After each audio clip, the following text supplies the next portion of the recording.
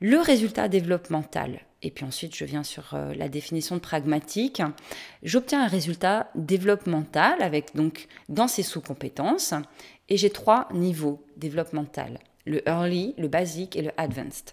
Le early correspond à un âge inférieur à 3 ans, âge développemental, d'accord, qui donc n'est pas forcément l'âge biologique.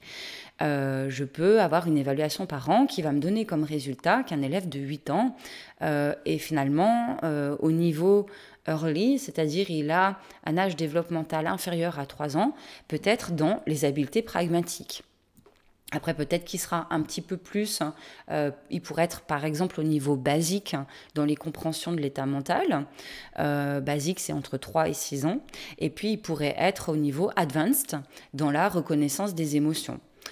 En général, c'est pas si décalé que ça, parce que vous avez bien vu que c'était des variables interdépendantes, tout ça. Donc, il y a forcément un impact. Si je suis pas douée ou si je suis au contraire très douée pour reconnaître les émotions, en général, c'est plus évident pour les autres sous-compétences. Mais pas toujours. On trouve des choses hétérogènes. Attention, faites pas de généralité. Soyez flexible aussi sur les résultats, bien entendu. Et donc, le advanced, c'est pour les 6 ans et plus. D'accord ? Jusqu'à adolescence, âge adulte.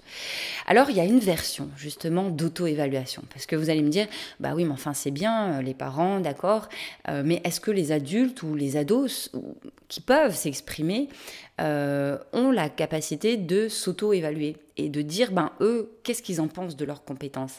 Oui, je vous rassure tout de suite, il y a une version d'auto-évaluation pour les ados et les adultes qui ont, c'est la seule et unique condition, qui ont un bon niveau de compréhension de lecture. Après, on peut bien entendu apporter du soutien, lire les énoncés. 60, ça fait beaucoup. Moi, je conseille toujours aux élèves, enfants, ados, enfin ados pour le coup et adultes, quand ils s'auto-évaluent, de faire par petits groupes de questions. Je préfère qu'ils fassent l'évaluation sur 2 jours ou 3 jours par petits groupes de questions.